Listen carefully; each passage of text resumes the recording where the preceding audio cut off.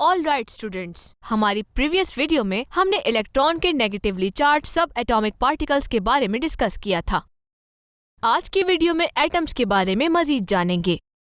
अब हम positively charge particle proton की बात करते हैं। आइए इस वीडियो को ज्यादा से ज्यादा पॉजिटिविटी के साथ समझने की कोशिश करते हैं। तो आप समझ गए? 1886 में साइंटिस्ट जिनका नाम गोल्डस्टीन था, उन्होंने सर विलियम क्रूक्स के जैसा एक एक्सपेरिमेंट स्टार्ट किया। उन्होंने इस एक्सपेरिमेंट को बहुत क्लोजली ऑब्जर्व किया और नोटिस किया कि कैथोड रेज के अलावा दूसरी रेज भी डिस्चार्ज ट्यूब में प्रेजेंट थीं। ये रेज कैथोड रेज की ऑपोजिट डायरेक्शन में ट्रैवल कर रही थीं। आप पूछ सकते हैं कि सर विलियम ने इन रेज को ऑब्जर्व क्यों नहीं किया?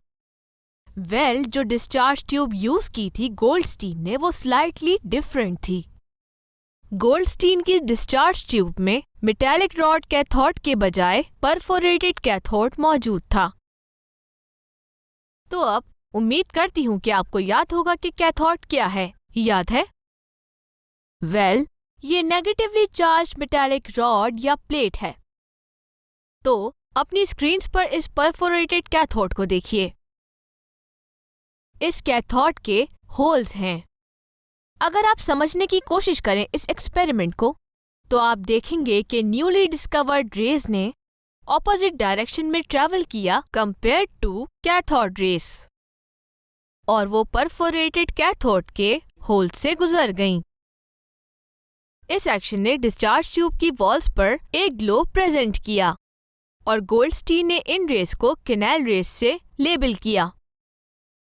आइए एक स्टेप आगे बढ़ते हैं और कैनाल रेज की प्रॉपर्टीज को डिस्कस करते हैं।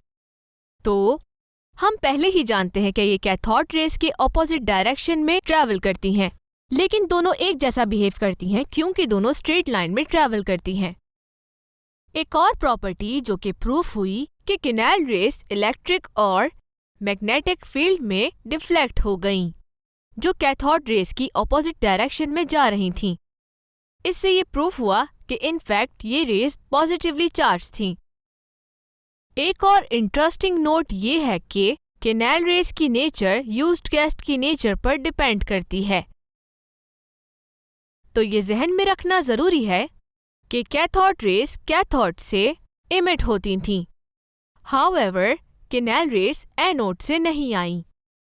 ये रेज उस वक्त प्रोड्यूस हुई जब कैथोड रेज या इलेक्ट्रॉन्स रेजिडुअल गैस मॉलिक्यूल्स के साथ कोलाइड हुईं जो डिस्चार्ज ट्यूब में प्रेजेंट थे। गैस के मॉलिक्यूल्स और कैथोड रेज के दरमियान का कोलिजन मॉलिक्यूल्स की आयोनाइजेशन की वजह बने। तो बेसिकली कोलिजन गैस मॉलिक्यूल्स में से इलेक्ट्रॉन्स को नॉक ऑफ कर देता है और इसी वजह से गैस मॉलिक्यूल्स पॉजिटिव चार्ज के साथ बाकी रह जाते हैं। ये positive particles canal raise form करते हैं। अब इस इक्वेशन को देखते हैं। ये गैस मॉलिक्यूल्स की आयोनाइजेशन को रिप्रेजेंट करती है। M रैंडम गैस मॉलिक्यूल्स को रिप्रेजेंट करता है और E नेगेटिवली चार्ज इलेक्ट्रॉन्स को रिप्रेजेंट करता है। गैस मॉलिक्यूल M से इलेक्ट्रॉन्स कोलिजन की वजह से नॉक ऑफ हो जाते हैं और M एक पॉजिटिव आयन M पॉजिटिव में ट्रांसफॉर्म हो जाता है।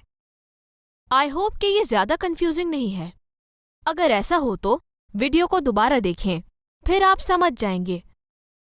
कैनाल रेज की फाइनल प्रॉपर्टी कहती है कि मास उन पॉजिटिव पार्टिकल्स का जो डिस्चार्ज ट्यूब में पाया गया था, वो हमें प्रोटॉन के बराबर तक मिला था या उसका सिंपल मल्टीपल भी। चुनाचे इस डिस्कवरी ने इलेक्ट्रॉन की एग्जिस्टेंस को प्रूव किया। ये भी डिस्कवर किया गया था कि गैस के इलेक्ट्रॉन के मुकाबले में 1840 टाइम्स ग्रेटर था। अमेजिंग है ना? इस तरह ये एस्टैब्लिश हुआ कि ये रेज पॉजिटिवली चार्ज थीं। उन पार्टिकल्स का मास और चार्ज उस गैस पर डिपेंड करता है जो डिस्चार्ज ट्यूब में यूज होती हैं।